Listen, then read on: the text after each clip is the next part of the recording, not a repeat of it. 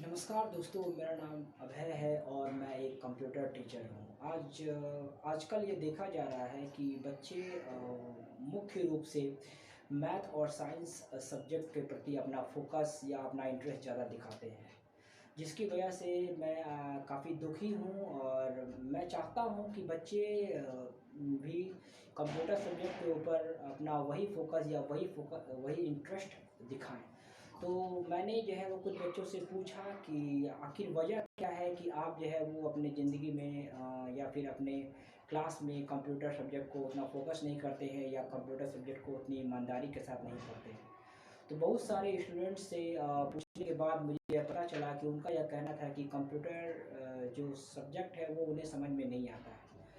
तो चूँकि मैं एक टीचर हूँ और एक टीचर होने के नाते मुझे यह लगता है कि मैं उन सभी बच्चों को जिन्हें ऐसा लगता है कि कंप्यूटर एक बोरिंग है या उन्हें जो कंप्यूटर सब्जेक्ट है वो समझ में नहीं आता है, इसीलिए मैंने बहुत ही जांच पड़ताल करने के बाद मैं ये वीडियो बना रहा हूँ, जिसके माध्यम से मैं उन सभी बच्चों को जो कंप्यूटर में कम इंटरेस्ट रखते हैं या जिन्हें कंप्यूटर समझ में नहीं आता है, वो इस वीडियो के माध्यम से यह समझ सकते हैं कि कंप्यूटर का भी अपनी लाइफ में बहुत ही ज़्यादा महत्व है।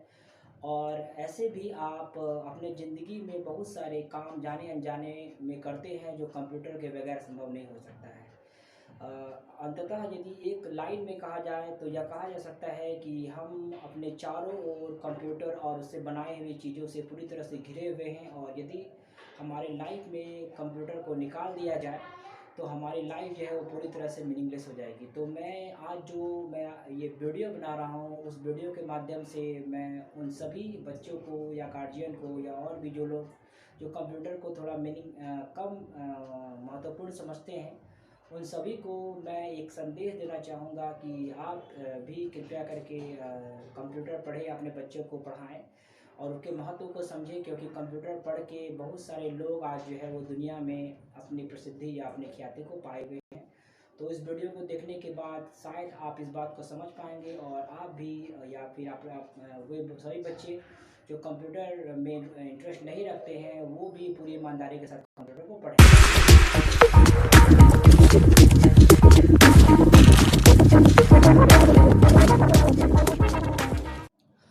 तो चलिए दोस्तों, अब मैं आपको अपने कंप्यूटर स्क्रीन के डेस्कटॉप पे लेके आ गया हूँ, और जैसा कि मैंने आपको प्रॉमिस किया था कि आप इस वीडियो को देखने के बाद कंप्यूटर पढ़ने पर मजबूर हो जाएंगे। और जैसा कि मैंने आपको बताया था पहले भी कि मैंने ये ऑब्ज़र्व किया है अपने पर्सनल लाइफ में कि लोग मैथ और साइंस को पढ़ने के प्रति बहुत ही ज़्यादा उत्सुक हैं, और हर जगह पे लोग मैथ और साइंस को ही फोकस करते हैं।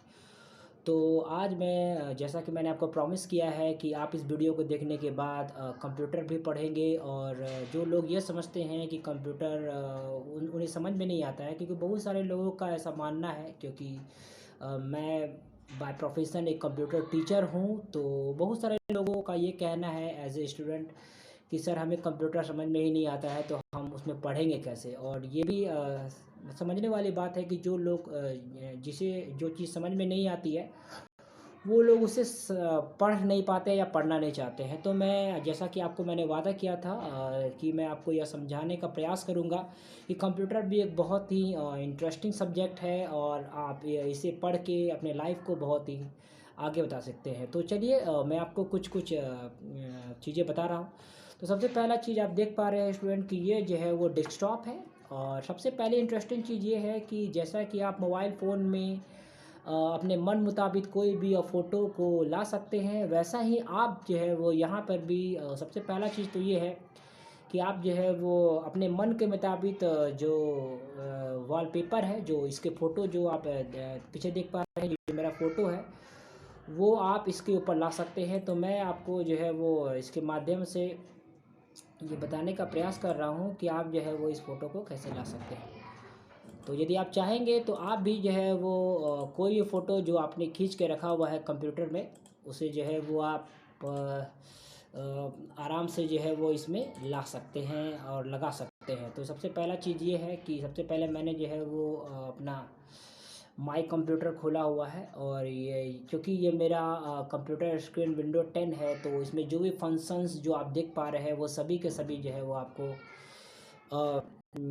ये आपको जो है वो विंडो 10 के ही होंगे। तो चलिए मैं आपको जो है वो सबसे पहले आपको क्या करना है, यदि आपको भी जो है वो अपना फ़ोटो को विंडो स्क्रीन पे लेके आना है, तो आपको जो है वो उस फ़ोटो को खोजना पड़ेगा जो कि आपने जो है वो किसी ड्राइव में या फिर आप किसी फ़ोल्डर में रखा हुआ है। तो आप यहाँ पे देख पा रहे हैं कि ये बहुत सारा फ़ोटो है। अब देखिए मैं आपको बताना चाहूँगा कि दुनिया के सबसे सक्सेसफुल इंसान जो हैं वो हम लोग बिल गेट्स को मानते हैं, क्योंकि बिल गेट्स जो है वो अपने समय में बहुत लंबे समय तक ये जो है वो दुनिया के सबसे अमीर आदमी थे। तो और यदि आप चाहते हैं कि चूँकि बिल गेट्स जो है वो कंप्यूटर से संबंधित है, माइक्रोसॉफ्ट कंपनी के ये जो है वो फाउंडर है, माइक्रोसॉफ्ट कंपनी को इन्हीं ने स्थापित किया है।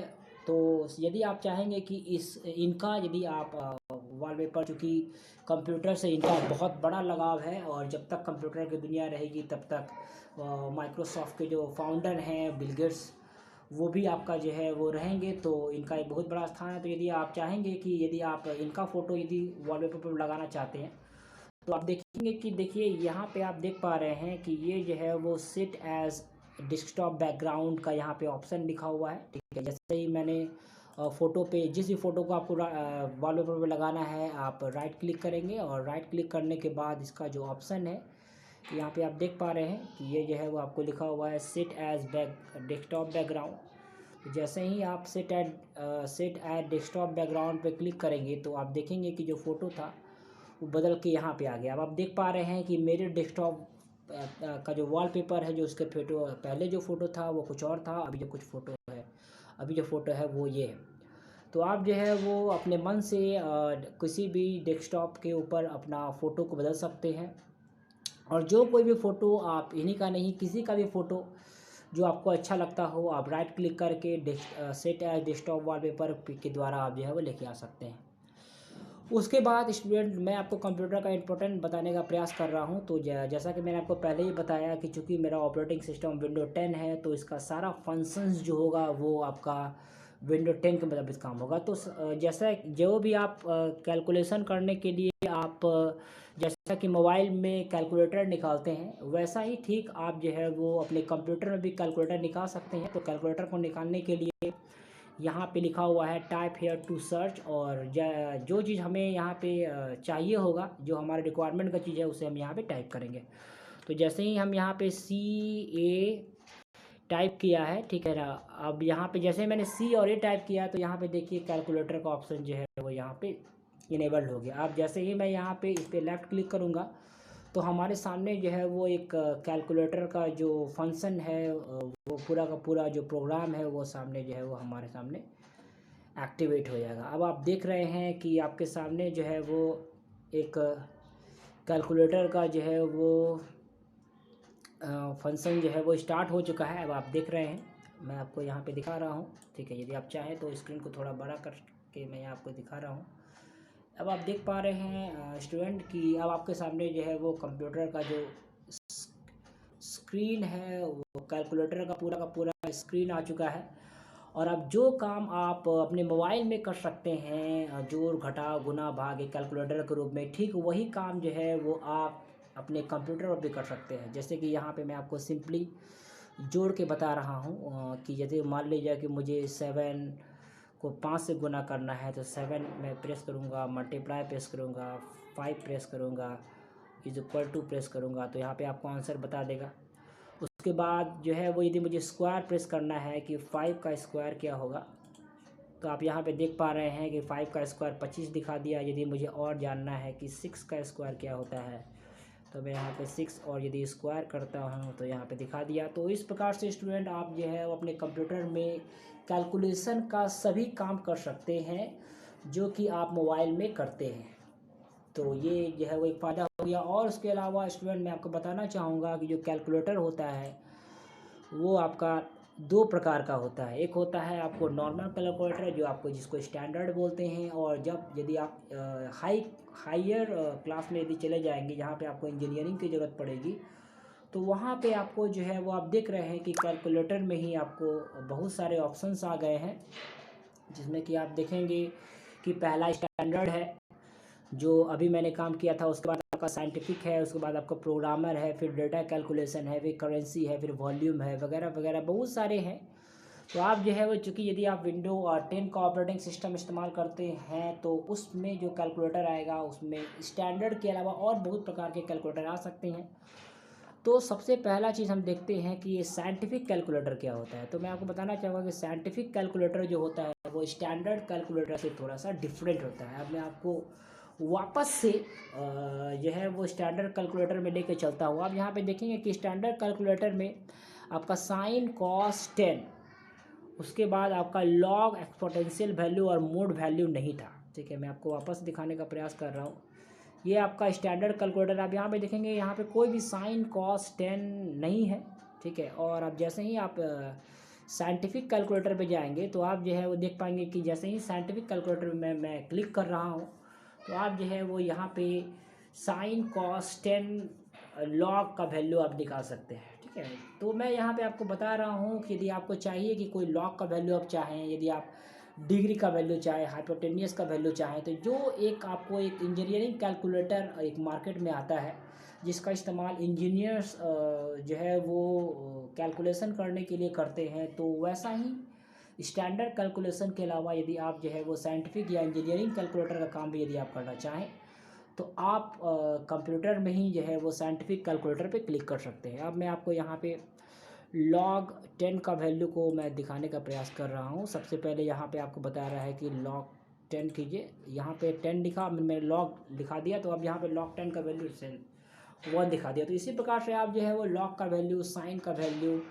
दिखा सकते हैं। अब मैं आपको बताने का प्रयास कर रहा हूँ कि साइन 45 क्या होता है। अब यहाँ पे 45 लिखे और अब साइन पे क्लिक कर दिएगा तो साइन 45 का जो वैल्यू होता है वो आपका 0.70 होता है। तो इस प्रकार से स्टूडेंट आप जो है वो देख सकते हैं अपने कंप्यूटर में कि आप यदि आपको जैसा आपका ज़रूरत है एज़ पर योर रिक्वायरमेंट, आप जो है वो स्टैंडर्ड और साइंटिफिक दोनों प्रकार के कैलकुलेटर को ओपन कर सकते हैं। तो ये आपको जो है वो कंप्यूटर का एक बहुत बड़ा एडवांटेज हुआ। अब मैं स्टूडेंट आपको जो है वो कंप्यूटर का दूसरा एडवांटेज बताना चाहूँगा कि आप जो है यदि आप कुछ वर्ड में कुछ टाइपिंग कर रहे हैं, जैसे कि आप ऑफलाइन टाइपिंग करते हैं, जैसे कि यदि आप कुछ कॉपी पे लिखते हैं और कुछ गलत हो जाता है तो उसे आपको मिटाने के लिए पेंसिल का इस्तेमाल करना पड़ता है, या फिर यदि आप पेन से लिख रहे हैं तो वो तो मिटता भी नहीं है। तो इस परेशानी से बचने के लिए हम लोग जो है वो कंप्यूटर का इस्तेमाल कर सकते हैं और उस कंप्यूटर के माध्यम से हम जो है वो आपको जो है वो हम लोग जो है वो इसमें यहाँ पे कंप्यूटर में ऐसा कोई प्रॉब्लम नहीं है। आप यदि आप कुछ लिख रहे हैं और लिखने के ड्यूरेशन में यदि कुछ आपसे गलती हो गई तो यहाँ पे आप बड़े आसानी से किसी भी चीज़ को मिटा सकते हैं और मिटाने के बाद आप जो है वो उसे दोबारा से करेक्ट कर सकते हैं, उसके साइज़ को बढ़ा सकते हैं, घटा सकते हैं। तो जिसके द्वारा जो है वो आपको यहाँ पे इरेज़र की ज़रूरत नहीं है। आप जो है वो आराम से किसी चीज़ को लिखिए, यदि आपसे कुछ गलती हो रहा है तो आप उसे आराम से मिटा भी सकते हैं। और ये सभी काम जो होता है, जो टेक्स्ट से संबंधित होता है, वो ये सभी काम जो होता है वो आपको एमएस वर्ड में होता है। तो मैं स्टूडेंट मैं आपको प्रैक्टिकल करके ये बता रहा हूँ या बताने का प्रयास करूँगा कि यदि आपसे कुछ वर्ड गलती हो गया या फिर आप किसी चीज़ को छोटा लिख दिए हैं या बड़ा लिख दिए हैं, या फिर एक बहुत ही एक केस आता है कि बहुत सारे बच्चे की राइटिंग ख़राब हो जाती है। तो मैं आपको बताना चाहूँगा स्टूडेंट कि कंप्यूटर में किसी की भी राइटिंग ख़राब नहीं होती है, क्योंकि कंप्यूटर में आपको लिखना नहीं पड़ता है, वो जो है वो कंप्यूटर खुद से लिखता है। और जिसकी राइटिंग ख़राब से ख़राब है वो भी कंप्यूटर में अपनी राइटिंग को बहुत अच्छा से सजा के लिख सकता है। तो मैं आपको प्रैक्टिकल करके मैं आपको बताना चाहूँगा स्टूडेंट कि यदि आपको कंप्यूटर का नॉलेज है और यदि आप भी कंप्यूटर में नॉलेज रखते हैं तो आप जो है वो किसी भी चीज़ को बहुत ही अच्छे तरीक़ा से सजा के किसी दूसरे के सामने रिप्रेजेंट कर सकते हैं। और यहाँ पे गलत लिखने के बाद ना तो इसे काटने का ज़रूरत है, ना तो इसे आप पेन से कलर करने का ज़रूरत है, आप जैसा चाहें वैसा आप बना सकते हैं। तो सपोज़ कीजिए मैं आपको कुछ लिख के दिखा रहा हूँ, जैसे कि माई सेल्फ अभय कुमार मैं लिख रहा हूँ, माई सेल्फ अभय कुमार।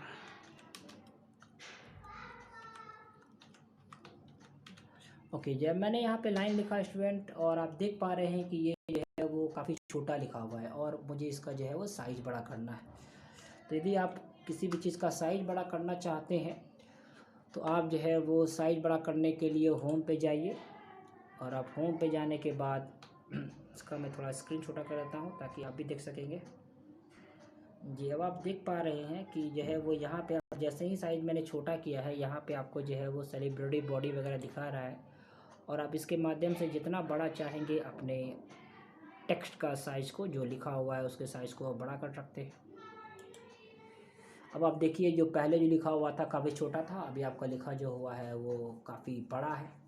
तो आप जो है वो कंप्यूटर के माध्यम से, MS वर्ड सॉफ्टवेयर की मदद से आप जो है वो अपने लिखे हुए टेक्स्ट को छोटा बड़ा कर सकते हैं। अब आप देखिए कि जो कोई भी लिखेगा उसका राइटिंग यहाँ पे साफ साफ समझ में आ रहा है। कभी कभी मैंने देखा है कि कुछ बच्चे की राइटिंग इतनी ख़राब होती है कि उसे पढ़ा नहीं जा सकता है। तो इस प्रकार का प्रॉब्लम जो है वो यहाँ पे आपको नहीं है। अब दूसरी बात क्या होता है कि आप यहाँ पे देख पा रहे हैं स्टूडेंट कि अब देखेंगे कि इसके नीचे, इस वर्ड के नीचे जो है वो आपको एक लाल कलर से अंडरलाइन कर दिया है। ठीक है, नॉर्मल सी भाषा में क्या होता है कि बहुत सारे लोग स्पेलिंग मिस्टेक्स बहुत लिखते हैं, बहुत सारे बच्चे का स्पेलिंग बहुत गलत होता है, तो उसे जो है वो गलत होता है, उसकी वजह से जो है वो उसका मार्क्स बहुत ही कम आता है। तो यहाँ पे क्या होता है, कंप्यूटर में लिखने का एक और फ़ायदा है कि आपकी राइटिंग भी ख़राब नहीं होगी, आप बड़ा छोटा भी लिख सकते हैं। और यदि आप कुछ गलत वर्ड लिखते हैं तो ऑटोमेटिक वो आपको जो है वो रेड कलर से जो है वो एक आपको अलर्ट भेजता है कि आपने जो राइटिंग लिखा है वो गलती है। आप यदि चाहेंगे, यदि कुछ ऐसा वर्ड जो आप गलत लिखे हैं, जो कंप्यूटर को गलत लग रहा है, हालांकि आपने गलत लिखा है या नहीं लिखा है वो कंप्यूटर में ऐसा इसीलिए होता है क्योंकि कंप्यूटर के पास एक मेमोरी होती है, और उस मेमोरी के हिसाब से यदि वो वर्ड मैच नहीं करता है तो वो उसके नीचे यदि उसे लगता है तो वो रेड कलर से अंडरलाइन कर देता है। रेड कलर से अंडरलाइन का मतलब होता है कि जो भी आपने वर्ड लिखा है वो कंप्यूटर का मेमोरी में नहीं है।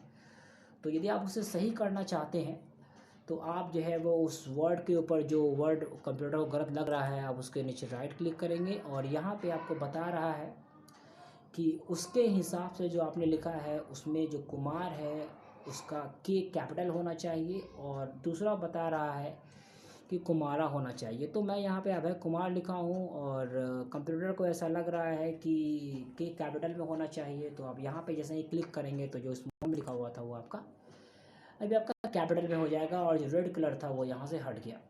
उसके बाद स्टूडेंट मैं आपको ये बताना चाहूँगा कि कंप्यूटर में आप किसी भी कलर से लिख सकते हैं। अब मैं आपको यहाँ पे जो है वो इसे सेलेक्ट करने के बाद अलग अलग कलर से इसे लिखने का प्रयास करूँगा। तो आप यहाँ पे देख पा रहे हैं कि ये जो है वो आप देखेंगे कि यहाँ पे बहुत सारे कलर हैं, और जैसे ही मैं इन सभी कलर पे अलग अलग यहाँ पे अपना माउस का पॉइंटर को रख रहा हूँ तो इसका जो कलर है वो ऑटोमेटिक बदल रहा है। तो ये काफ़ी इंटरेस्टिंग है, इसे करके जो है वो आप सीख सकते हैं। आप देखेंगे कि जो भी कलर में मैं यहाँ पे क्लिक किया हूँ वो ऑटोमेटिक जो है वो कलर वाइज दिखा रहा है। आप देख पा रहे हैं कि कलर वाइज है, ये काफ़ी अच्छा लग रहा है। अब मैं यदि इस कलर से चाहूँ तो जो है वो यहाँ पे इसका जो है वो ये कलर में यहाँ पे आ गया।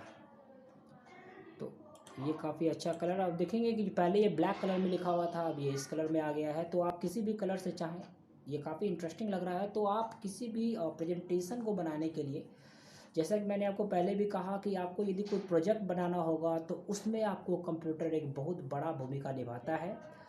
तो आपको प्रोजेक्ट बनाने के लिए यदि आप मैनुअली बनाते हैं तो उसमें काफ़ी समय लग जाता है, उसमें काफ़ी कलर का खर्चा होता है, काफ़ी आपको पेज वगैरह लाना पड़ेगा, काफ़ी पेन्स लगेंगे, बहुत सारे डिजाइन्स होंगे, और यदि आपकी राइटिंग ख़राब है तो आपको जो है वो ठीक से बनेगा भी नहीं और आपको उतने अच्छे मार्क्स नहीं मिल पाएंगे। मगर कंप्यूटर के माध्यम से यदि आपको कंप्यूटर का नॉलेज है तो आप अपना प्रोजेक्ट को काफ़ी अच्छा लुक दे सकते हैं। तो अब मैं आपको ये बताना चाहूँगा कि आप जो है वो अलग अलग स्टाइल में भी लिख सकते हैं। ठीक है, आप यदि अपने मैनुअली सिंपल राइटिंग में लिखते हैं तो आप एक ही तरह के स्टाइल्स में लिखते हैं, मगर यहाँ पे कंप्यूटर में जो है वो आपको बहुत सारे स्टाइल्स भी दिए हुए हैं, और आप जो भी स्टाइल में लिखना चाहें आप उस स्टाइल में भी लिख सकते हैं। फिर मैं यहाँ पे चूँकि यहाँ पे मैं सेलेक्ट कर लिया हूँ और सेलेक्ट करने के बाद मैं आपको दिखाऊंगा कि ये जो मेरा लिखा हुआ है माई सेल्फ अभय कुमार, ये अलग अलग स्टाइल्स में यहाँ पे जो है वो अलग अलग स्टाइल्स है। ठीक है, यहाँ पे सेलिब्रिटी बॉडी लिखा हुआ है। अब जैसे ही मैं यहाँ पे अलग अलग स्टाइल पे क्लिक करूँगा तो जो है वो इस अलग अलग स्टाइल्स में जो है वो आपके सामने दिखा रहा है। आप देख भी पा रहे हैं कि जैसे जैसे ही मैं इसे माउस का कर्सर को नीचे कर रहा हूँ तो इसका स्टाइल जो है वो ऑटोमेटिक चेंज हो रहा है। तो मेरे हिसाब से जो आप देख पा रहे हैं ये आपके स्क्रीन पे जो दिखा रहा है आपको अरियल, यूनिकोड MS है, फिर टाइम्स न्यू रोमन है, अल्गेरियन है, फिर आपका मोनोटाइप कोट्रीवा है। तो ये सभी कुछ इंपॉर्टेंट फ़ॉन्ट हैं जिनकी मदद से आप लिख सकते हैं और आपका जो राइटिंग है बहुत अच्छा हो सकता है। और मेरे हिसाब से मैं सभी को सजेस्ट करता हूँ कि मोनोटाइप कोट्रीवा जो है वो एक बहुत ही अच्छा फ़ॉन्ट टाइप है। इसके माध्यम से आप बहुत अच्छे तरीके से लिख सकते हैं। उसके बाद आप जो है वो अपने टेक्स्ट को जो है वो यहाँ पे बोल्ड कर सकते हैं, उससे थोड़ा, उसके बाद आप इटैली कर सकते हैं, उसके बाद आप इसे अंडरलाइन कर सकते हैं। तो ये काम जो है वो कंप्यूटर के माध्यम से हो सकता है। ये आप यदि मैनुअली करना चाहें तो जो है वो काफ़ी समय लगेगा। उसके बाद क्या होता है कि यदि आपको एक ही चीज़ को 10 बार लिखना होता है तो आपको जो है वो लिखने में काफ़ी समय लग जाता है। मगर कंप्यूटर के माध्यम से आप जो है वो एक ही चीज़ को यदि आपको 10 बार लिखना है तो आपको 10 बार लिखने की ज़रूरत नहीं है। आप सिंपली कीबोर्ड से कंट्रोल C दबाइए और आप कंट्रोल V दबाते रहेंगे तो वही चीज़ जो है वो आपके सामने बार बार लिखा जाएगी। तो आप देख रहे हैं कि जितना बार मैं कंट्रोल V प्रेस कर रहा हूँ वो जो है वो आपके सामने लिखा चुकी है। तो ये जो है वो कंप्यूटर रखने के कुछ फ़ायदे हैं। उसके बाद मैं आपको बताना चाहूँगा कि ये आपसे सेव करने के बारे में पूछ रहा है कि जैसे ही मैं यहाँ पे क्लोज़ किया वो आपसे पूछ रहा है कि क्या आप इसे सेव करना चाहते हैं कि नहीं। तो यहाँ पे आपको आप देख पा रहे हैं कि यदि मैं आपको स्क्रीन को थोड़ा बड़ा करूँ तो आप यहाँ पे देखेंगे कि ये लिखा हुआ है क्या है। यहाँ पे आप देख पा रहे हैं कि यहाँ पे साफ साफ बता रहा है MS वर्ड में कि want to save changes to document, if you click don't save a recent copy of this file will be temporary available. फिर उसके बाद आपको 3 ऑप्शन यहाँ पे दे रहा है, सेव, डाउन सेव और कैंसिल। इसका मतलब ये हुआ कि आप जो कुछ भी आप काम यहाँ पे किए हैं, यदि आप उसको, ये भी एक फ़ायदा है कि आप उसको जो है वो सेव करना चाहते हैं। यदि आप सेव करना चाहते हैं तो सेव पे क्लिक करेंगे, यदि आप उसे सेव नहीं करना चाहते हैं तो आप डाउन सेव पे क्लिक करेंगे। तो मैं चूँकि यहाँ पे सेव नहीं करना चाहता हूँ तो आप उसे डाउन सेव पे क्लिक करेंगे। उसके बाद स्टूडेंट मैं आपको ये बताना चाहूँगा कि आप जिस कॉपी पे लिख रहे होते हैं, जिसमें आपने फेयर कॉपी बनाया हुआ है, वो कुछ दिनों के बाद फट सकता है, गुम हो सकता है, चोरी हो सकता है, या फिर कुछ और भी चीज़ें हो सकती हैं। आपकी जो लिखावट है, कॉपी है, आप 5 साल 10 साल नहीं रख सकते हैं। मगर मैं आपको यहाँ बताना चाहूँगा कि मैंने इस डॉक्यूमेंट, इस कंप्यूटर के अंदर बहुत सारी चीज़ें, जहाँ जहाँ पे मैं घूमने के लिए गया हूँ, उन सभी फ़ोटो को, ठीक है, मैं यहाँ पे बहुत ही संभाल के रखा हुआ हूँ कि ये जो है वो एक प्रकार से मेरी एक पूंजी है कि मैं वापस से उस जगह पे जा पाऊँ या नहीं जा पाऊँ, ये तो बात की बात होगी। तो इसीलिए मैं आपको बताना चाहूँगा कि यहाँ पे आप कोई भी डाटा को बहुत लंबे समय तक सेव करके रख सकते हैं। अब मैं आपको यहाँ पे दिखाता हूँ कि मैंने एक बार विशाखापट्टनम गया था। विशाखापट्टनम जो है वो आपको आंध्र प्रदेश में पड़ता है। तो चूँकि मैं वहाँ पे दोबारा नहीं जा पाऊँगा तो उसका जो कुछ वीडियोज़ है या कुछ क्लिप है वो मैंने यहाँ पे आपको जो है वो बहुत ही संभाल के रखा हुआ है, ताकि मुझे जब भी उस जगह के बारे में दोबारा से रिकॉल या याद करने की ज़रूरत हो तो मैं उसे यहाँ से आराम से याद करके रख सकता हूँ। अभी मैं आपको दिखा रहा हूँ। ये इस प्रकार से आप भी, ये क्या होता है कि जनरली ऐसा देखा जाता है कि सारे जो फ़ोटोज़ होते हैं वो आपके मोबाइल में होते हैं और मोबाइल भी बहुत गुम होता है। मैंने भी अपने बहुत सारे मोबाइल को, मेरे मोबाइल जो है वो बाय मिस्टेक गुम हो चुकी है। अब मैं आपको दिखाना चाहूँगा कि जो मैं विशाखापट्टनम में जो गया था घूमने के लिए, उसका मैंने एक फ़ोल्डर बना लिया है और उस फ़ोल्डर में मैं यहाँ पे जो है वो अपना फ़ाइल को सब बना के रखा हुआ है। ये आपका दिख रहा है फ़ोल्डर है और आप देख पा रहे हैं कि जितनी भी चीज़ें मैंने विशाखापट्टनम में घूमी थी वो पहले मैंने मोबाइल में लाया और मोबाइल के द्वारा फिर मैं वापस से कंप्यूटर में ट्रांसफ़र कर दिया हूँ। तो अब मैं आपको बताना चाहूँगा कि आप भी जो है वो एक फ़ोल्डर बना करके अपने मोबाइल के द्वारा खींची गई सभी फ़ोटो को जो है वो अपने कंप्यूटर में ला सकते हैं। तो फ़ोल्डर बनाने के लिए क्या करना पड़ेगा, सबसे पहले आपको राइट क्लिक करना पड़ेगा और राइट क्लिक आप जैसे ही करेंगे, अब ये चूँकि अब यहाँ पे देख पाएंगे तो यहाँ पे कुछ कुछ ऑप्शन दे रहा है, व्यू है, शॉर्ट है, रिफ्रेश है, पेस्ट है, पेस्ट शॉर्टकट है और न्यू है। जैसे ही आप न्यू पे क्लिक माउस का पॉइंटर और रखेंगे स्टूडेंट, आप देखेंगे कि आपके सामने बहुत सारा ऑप्शन आ रहा है। तो सबसे पहला जो ऑप्शन है वो है आपका फ़ोल्डर का। अब जैसे ही फ़ोल्डर पे क्लिक करेंगे तो आपके सामने देखेंगे, ये आपके सामने जो है न्यू फ़ोल्डर का ऑप्शन आ गया है, और आप इसे स्पेस बार की के द्वारा मिटा के जो भी फ़ोल्डर का नाम आप देना चाहते हैं, जैसे कि मैं जो विशाखापट्टनम घूमने के लिए गया था तो वहाँ पे मैंने उस फ़ोल्डर का नाम विशाखापट्टनम दिया था। कुछ भी आप जो भी नाम देना चाहते हैं, मान लीजिए कि आप यदि आर देना चाहते हैं या फिर राजा नाम का कोई फाइल आप बनाना चाहते हैं तो आप राजा नाम का फ़ोल्डर पे यदि आप इंटर मारेंगे तो आपके सामने जो है वो फ़ोल्डर बन गया है। अब आप इस फ़ोल्डर के अंदर यदि कुछ फ़ाइल को रखना चाहते हैं तो आप इसे ओपन करेंगे तो आप देखेंगे कि चूँकि ये फ़ोल्डर खाली है, इसके अंदर कुछ भी नहीं है। अब आप चाहेंगे तो इसके अंदर किसी फ़ाइल को जो है वो यहाँ पे ला के रख सकते हैं। मान लीजिए कि ये आपका जो इमेज है और मैं इमेज को यहाँ से कॉपी कर रहा हूँ और इसके अंदर जो है वो पेस्ट मैं कर दे रहा हूँ। जैसे ही मैं पेस्ट करूँगा तो ये आपका जो है वो इसके अंदर एक फ़ाइल आ गई। पहले ये फ़ोल्डर खाली था, अभी जो है वो इसके अंदर कुछ जो है वो इमेज बन के रखा हुआ है। तो स्टूडेंट ऐसे ही बहुत सारी चीज़ें हैं जो कि कंप्यूटर के माध्यम से आपकी लाइफ को बहुत ही आसान बनाती है, बहुत ही ईजी बनाती है। ये तो मैंने आपको एक छोटा सा उदाहरण बताया जिसके द्वारा आप जो है वो अपने काम को थोड़ा सा ईजी कर सकते हैं। ऐसे लाखों करोड़ों ऐसे एग्जांपल्स हैं, अनेकों एग्जांपल हैं जिसके द्वारा कंप्यूटर आपके काम को बहुत ही इंटरेस्टिंग बनाता है, बहुत ही लाभकारी बनाता है। ऐसे ही ये वीडियो काफ़ी लंबा हो चुका है, तो उम्मीद कर रहा हूँ कि आप, जैसा कि मैंने आपको इस वीडियो में बताने का प्रयास किया है कि आप कैलकुलेटर के माध्यम से अपने कैलकुलेशन को या फिर लॉग के वैल्यू को, साइन थीटा कॉस थीटा के वैल्यू को निकाल सकते हैं, या फिर अपने टेक्स्ट को आप एक आकर्षक तरीके से सजा के सामने में दूसरे को रिप्रेजेंट कर सकते हैं। तो उम्मीद करता हूँ स्टूडेंट कि जो मैंने आपको इस वीडियो में बताने का प्रयास किया है वो आपको समझ में आया होगा, और इससे अगले की जानकारी मैं आपको अगले वीडियो में दूंगा। तब तक के लिए धन्यवाद, अपना ख्याल रखें।